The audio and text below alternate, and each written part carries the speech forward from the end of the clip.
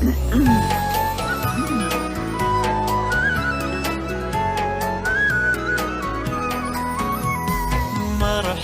مرحب يا هلال أهلا.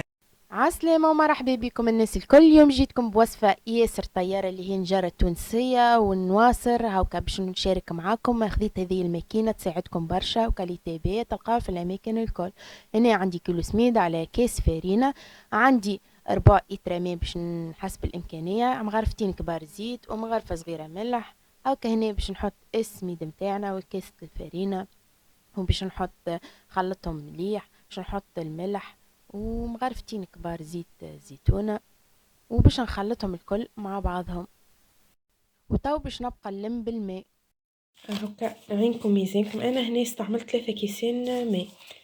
شو كيفاش لازم تكون الباط؟ ما لازمهاش تكون برشا ماء، تكون شايحة هكا.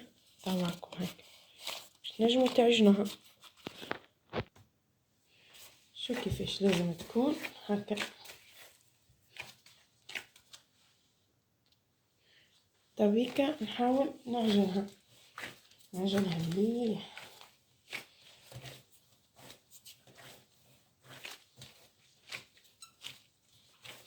الباط هذه نجمو نعملوها نواصر ولازانيا، مرقة اللازانيا.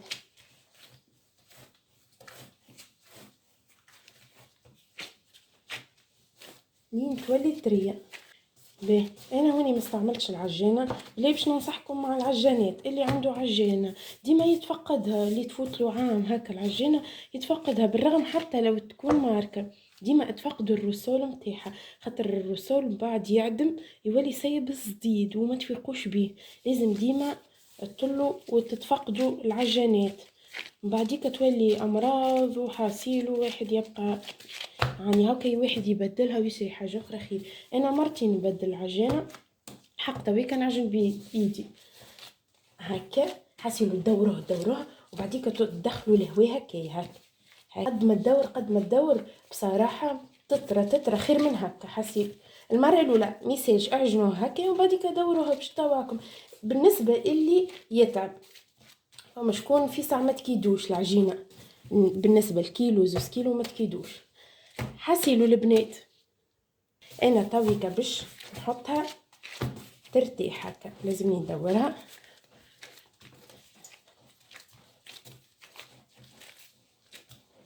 كيما قلت لكم هكا. شو كيفاش تواكم منها تدخلوا فيها الهواء ومنها كعبر البيتزا. ملازمناش نستعملوا برشا ماء، لازمنا نتبعوها بيدنا باش ما تتلصقش من بعد. انا هوني تو باش كيفاش باش نخليها ترتاح نقسمها لقطع صغيره هكا.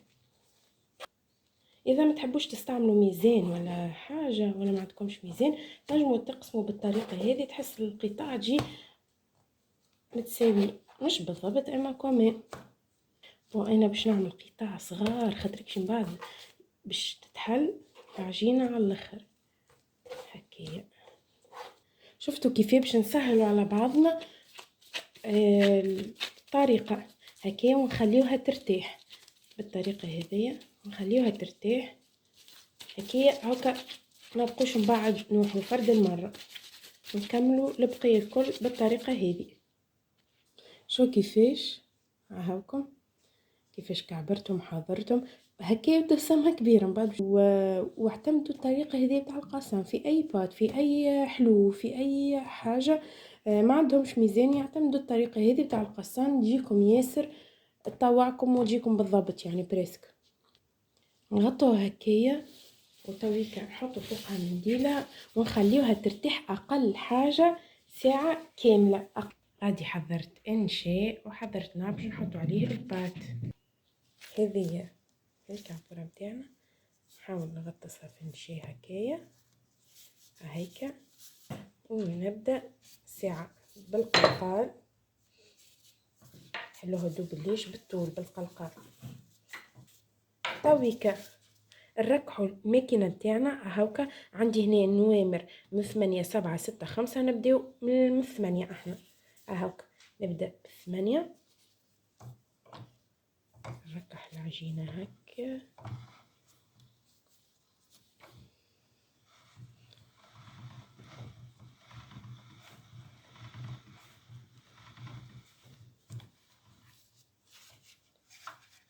العباد اللي في الغربة وكل شيء ما يحيروش، يبقوش يعني يتشهيوا في النجارة. هاكا مريرة واحد مش ديما باش يحل، وهاكا كي يحل بات يحلها فرد المرة، يحلها ويحط في الكونجيلاتور ويطيب.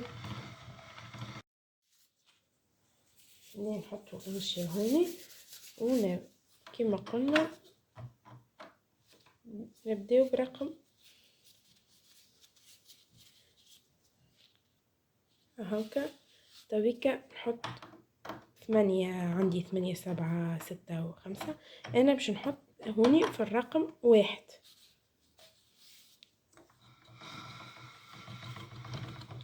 كما قلت لكم هكا واحد يعيش في الخارج ما يحيرش، معناتها يشتهي حاجه هاكا مريره. مش ديما الواحد باش يعمل يعني نجار ولا نواصر هكا حاجات مشتهيه هذوما، وواحد هاكا ما يبقاش باهي واحد يعمل على روحه بصراحه. واحد كان جاي في تونس هاكا عنده علاش يدل. توي كنحطوه في الرقم 2.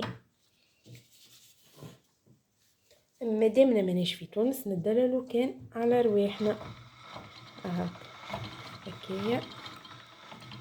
نحاولوا ديما نحطو نشا باش ما تلصقناش. انا من المستحسن نشا من الحق فارينه. مره عملت بالفارينه الحق تعبت فيها، ديما بالنشا ارتاح.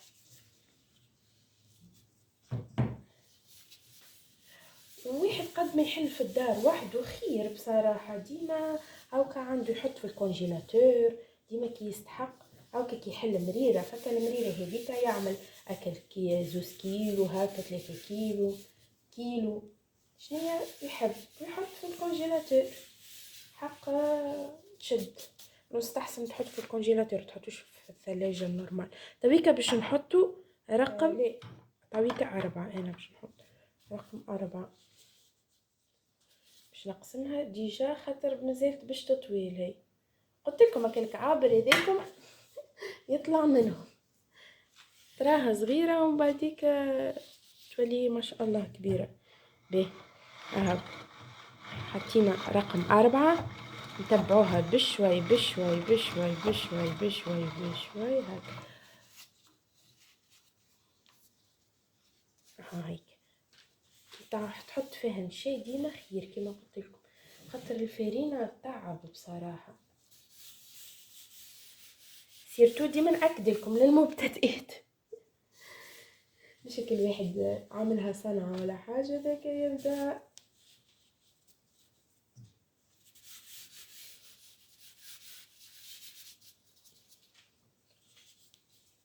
تويكا نحطو رقم 5.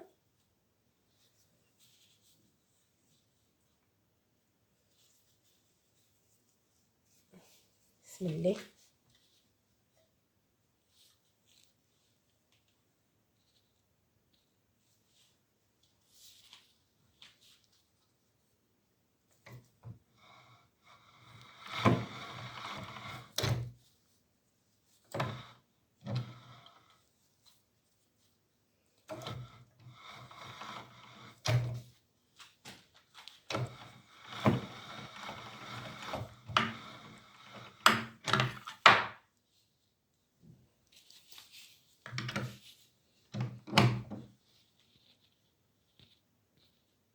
شفتوا كيفاش قسمتها مازالت قداش طويله.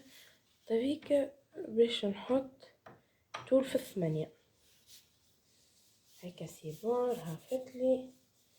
نحاول ندهنها من الجهتين بالنشا هاي باش ما تلصقليش.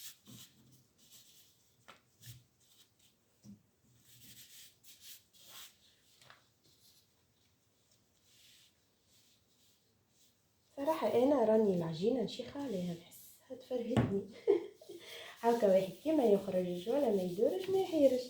هاكا يسد العجينه يلهي وقته يلقى ما يعمل. تويكا بعد ما حطيناها في 8 نشدوها هكا وهكا. نحاولوا ديما نطلقوها هكا هيك هكا. بسم الله بسم الله بسم الله.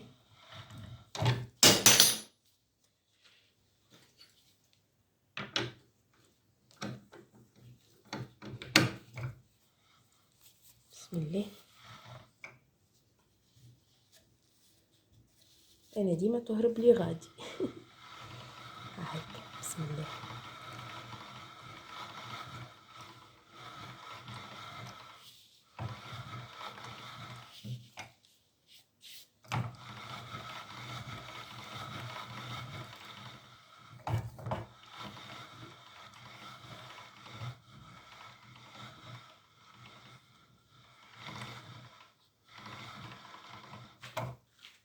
اي فوالا. هيك كيفاش ما شاء الله. شفتوا كيفاش؟ هيك تبيكا نحطوها تشيح. حلو البيبان ما نخرجوهاش لبرا، في الدار فوق طاوله كما قلت لكم ونفرشوا ناب. شوفوا كيفاش هذه الكعبه الثانيه. هيك كيفاش تكون. شو كيفاش الباط محلاها بنشاء ما تتقطعش. هيك حطها تا باش تشيح. هيك كيفاش. هيك شكرا. جوست حبيت نوريكم كيفاش.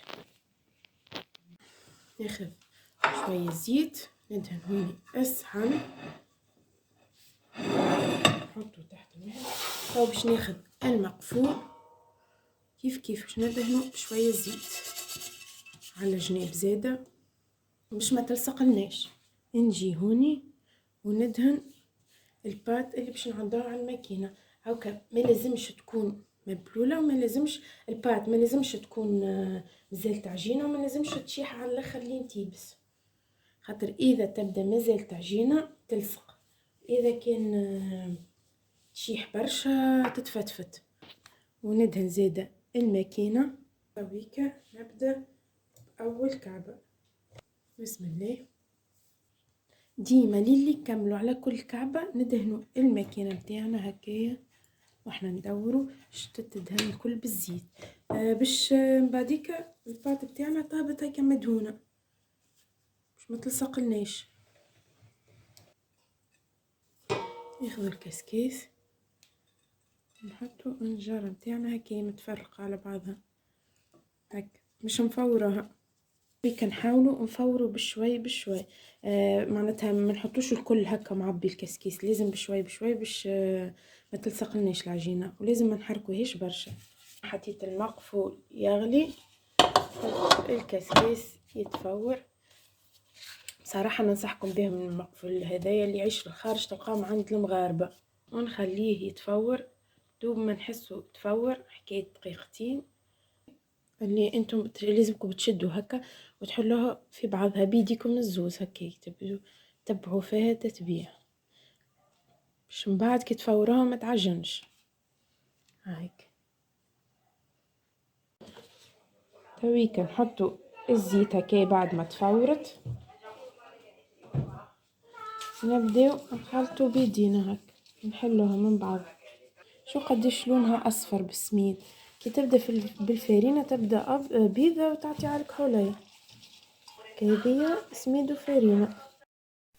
تويكا بعد ما حضرت باش ناخذ شويه انجاره وباش نفورها باش نوريكم كيفاش فورتها وحضرتها بالتمر. نجاره حلوه تنجموا تعملوا نجاره حاره، وهنا انا جربت معاكم نجاره الحلوه. هيك حطيتها في الكسكيس فورتها من غير ما تضيفوا لها حتى ماء ديجا وحدها تتفور.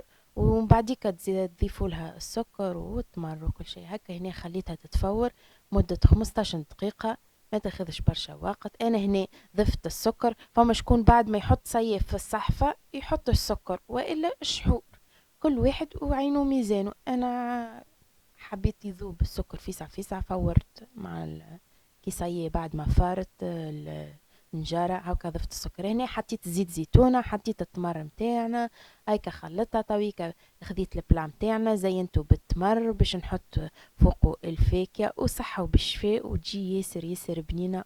سيرتو مع السحور حاجة ومقنعة وكلها منافع بالتمر. طويكا نقولكم باي باي وان شاء الله صيامكم مقبول.